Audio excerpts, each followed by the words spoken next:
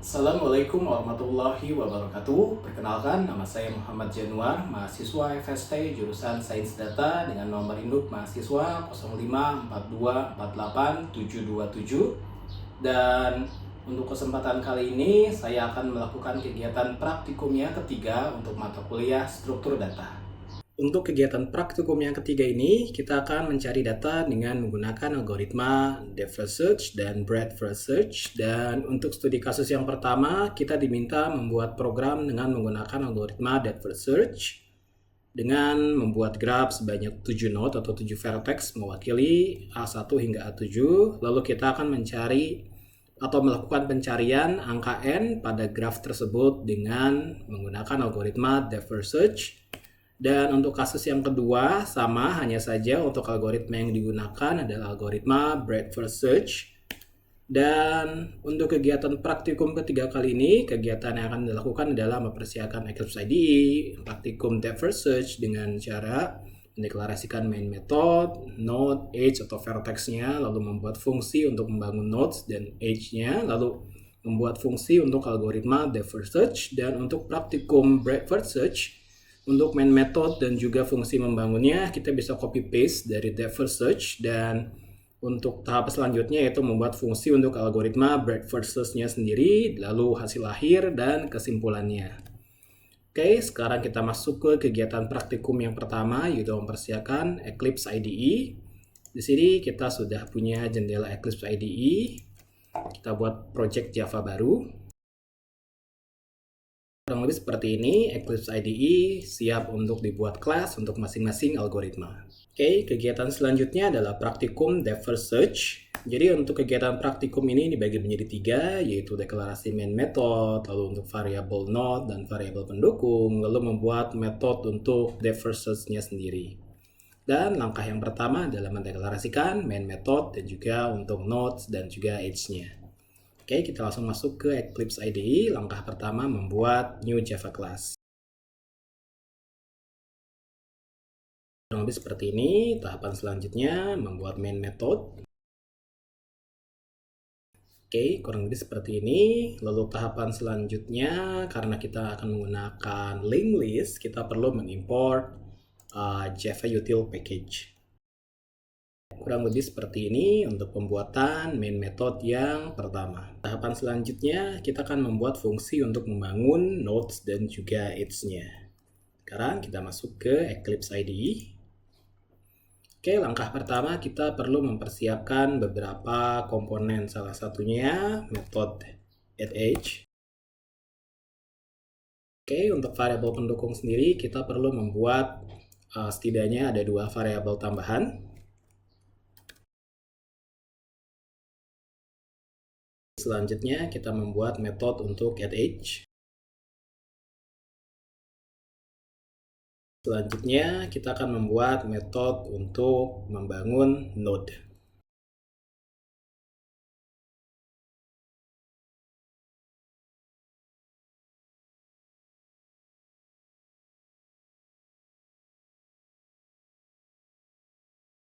Kurang lebih seperti ini. Untuk tahapan selanjutnya kita akan membangun node di main method. Oke, di sini kita akan menggunakan 7 node. Dan langkah selanjutnya kita akan menentukan node dan juga edge-nya.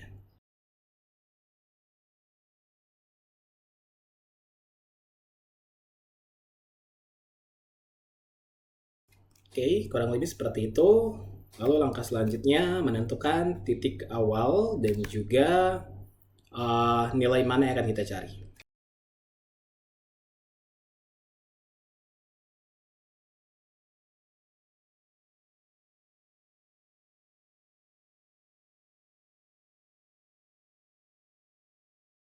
Oke, kurang lebih seperti itu untuk persiapan algoritma depth first search-nya. Di sini kita sudah membangun nodes, lalu menentukan edge-nya dan juga menyusun berapa banyak nodes atau vertex yang akan kita bangun seperti itu.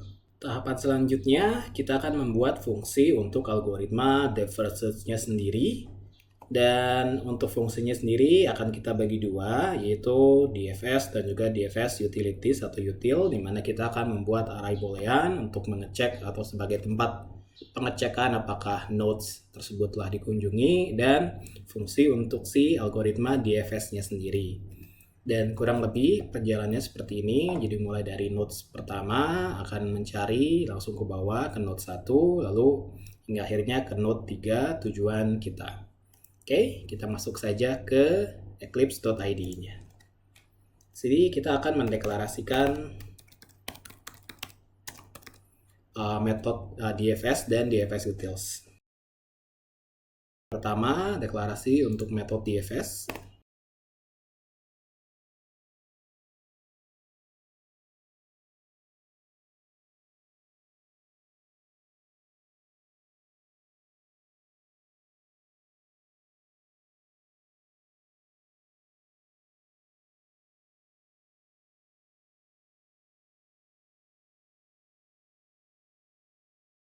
Tahapan selanjutnya kita akan membuat metode untuk DFS utilities atau DFS util.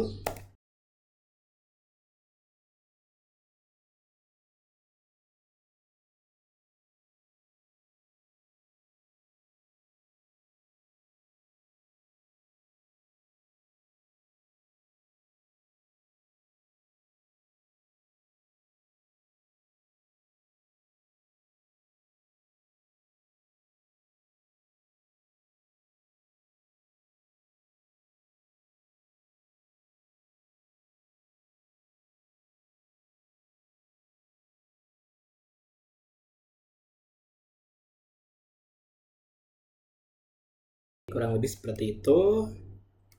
Sekarang kita sudah memiliki fungsi atau metode DFS dan juga metode DFS utilities yang akan menghitung atau mencari data dengan menggunakan algoritma depth first search seperti itu.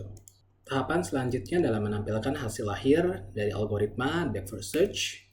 Untuk tahapannya sendiri kita akan mendeklarasikan metode DFS ke dalam main method dan menampilkan hasilnya dengan menggunakan sistem outprint. Oke, kita masuk ke eclipse.ide. Oke, langkah yang pertama kita bisa ambil metode DFS dan kita deklarasikan ke main method. Seperti ini, dan selanjutnya kita bisa masukkan juga teks informasi tambahan.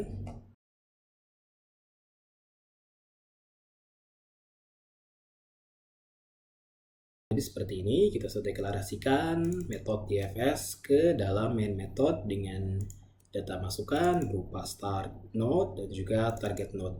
Save kelas yang telah kita buat. Lalu kita klik tombol start hijau, run depthfirstsearch.java. Kita klik dan akan muncul hasilnya seperti ini. Jadi DFS vertex awal adalah 0, vertex yang dicari adalah 3. Ini adalah pencarian DFS dari node 0 untuk mencari node 3. Jadi memeriksa dari node 0, 1 hingga hari ditemukan. Dan jatuhnya adalah 0, 1, dan 3. Oke, untuk pembuktiannya hasilnya sama 0, 1, 3, dan secara hasilnya adalah algoritma akan mencari data yang paling awal yaitu di angka 0, di mana angka 0 ini akan turun ke tingkat yang pertama yaitu 1. Oh, 1 ini ternyata masih memiliki anak atau turunan, maka algoritma akan turun ke bawah yaitu ke angka 3. Nah, ternyata angka 3 ini adalah angka yang kita cari, maka pencarian algoritma akan dihentikan dan data akan ditampilkan. Kurang lebih seperti itu untuk praktikum algoritma depth first search. Untuk selanjutnya yaitu praktikum breadth first search. Dan untuk tahapan awal kita bisa mengcopy paste kode untuk membangun nodes, baik itu start node, target nodes, add edge, dan juga node untuk metode untuk membangun si nodes itu sendiri. Oke, caranya kita langsung masuk ke eclipse.ide. Pertama kita membuat Java class baru. Kita bisa copy paste dari depth first search.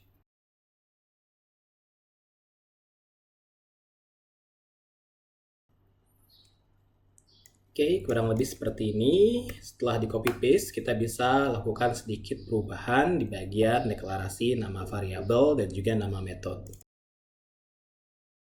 Kurang lebih seperti itu tahapan pertama untuk algoritma breadth first search. Untuk tahapan selanjutnya, kita akan membuat fungsi untuk algoritma breadth first search itu sendiri. Dan sama seperti DFS, kita perlu membuat metode untuk BFS dan juga BFS utilities.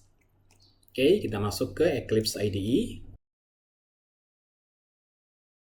Oke, pertama kita akan membuat fungsi atau metode BFS.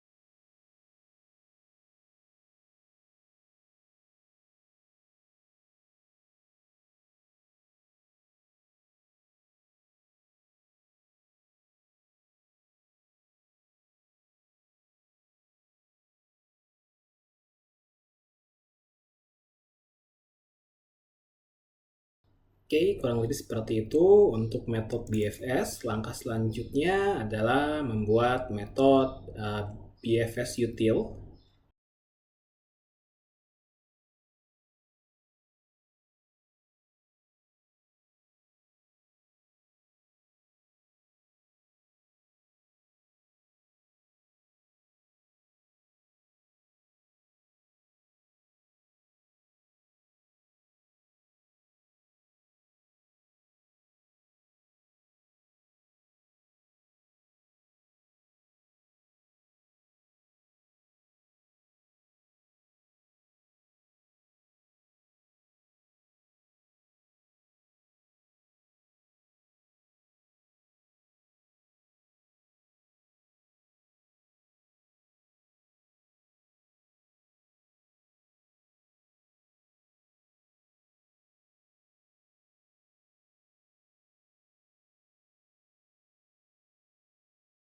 Kurang lebih seperti ini untuk metode BFS utilities telah selesai dan juga metode untuk BFS juga telah selesai. Sedikit gambaran bagaimana breadth first search bekerja. Jadi kita tentukan node awal dimulai dari node 0. Jadi di sini node 0 akan algoritma akan masuk ke node 0 lalu dicari kira-kira level di bawahnya terdapat node apa saja dan node masing-masing ditulis di dalam queue lalu secara antrian masuk satu persatu, jadi dari 0 masuk ke 1, lalu dari 0 masuk ke 2, dari 0 masuk ke 4, dan setelah itu jika semua level sudah dikunjungi dan tidak ada tetangga lagi, maka dia akan turun ke level selanjutnya, dan di level selanjutnya akan mencari kira-kira rekan satu tetangga atau satu levelnya itu ada angka apa aja. Ternyata ada angka 5 dan juga ada angka 3. Dan di sini algoritma langsung turun masuk ke angka 3 atau node 3 di mana target kita cari. Dan ketika sudah sampai di node 3 dia akan break, berhenti dan menampilkan hasil berupa current node, yaitu current atau node 3 seperti ini. Dan untuk tahapan terakhir, kita akan menampilkan hasil akhir algoritma breadth first search. Oke, kita masuk ke Eclipse IDE. Caranya sama seperti depth first search, kita bisa copy paste. Jika sudah, kita klik save, lalu kita klik run. Oke, untuk hasilnya kurang lebih seperti ini. Jadi di vertex awalnya adalah 0, vertex yang dicari atau node yang dicari 3. Lalu algoritma mencari BFS dari node 0 dulu, 0, 1, 2, 3, 1, 2, 4. Lalu aku masuk ke node 3 dan tetangganya ada node 5. Dan ternyata target ditemukan di node 3 seperti ini.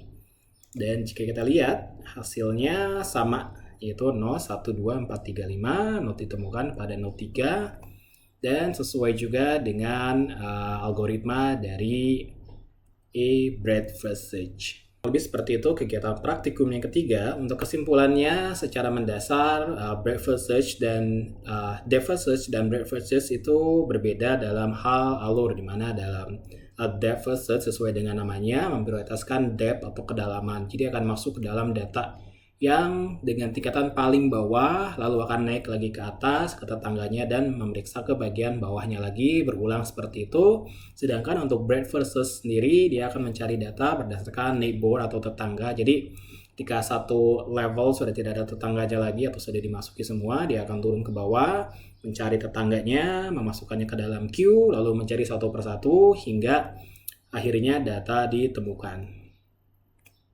Ya, kurang lebih seperti itu untuk kegiatan praktikum kita yang ketiga. Sebelumnya kita telah melakukan kegiatan praktikum yang ketiga dengan menggunakan algoritma depth first search dan juga breadth first search. Jadi kesimpulannya adalah secara umum depth first search ini sendiri sesuai dengan namanya itu depth, dia akan mencari data berdasarkan dengan kedalaman. Jadi ketika dia sudah masuk ke node awal, dia akan mencari kira-kira apakah node ini punya hubungan ke bawah atau punya hubungan anak ke bawah atau bagaimana, dan jika misalkan terdapat hubungan ke bawah, dia akan mencari terus sampai ke titik paling dalam, lalu dia akan kembali lagi ke paling atas dan mengunjungi si tetangganya atau rekan yang berada di samping nodes awal tersebut. Begitupun diulang hingga akhirnya data ditemukan.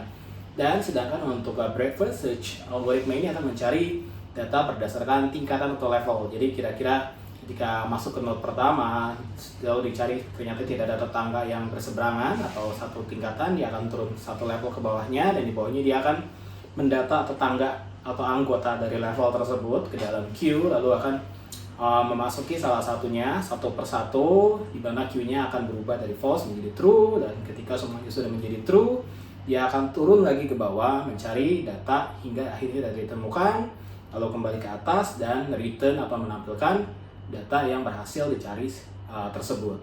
Oke, kurang lebih seperti itu kesimpulan dari kegiatan praktikum yang ketiga. Kurang lebihnya mohon maaf. Selamat siang, salam sejahtera untuk kita semua. Wassalamualaikum warahmatullahi wabarakatuh.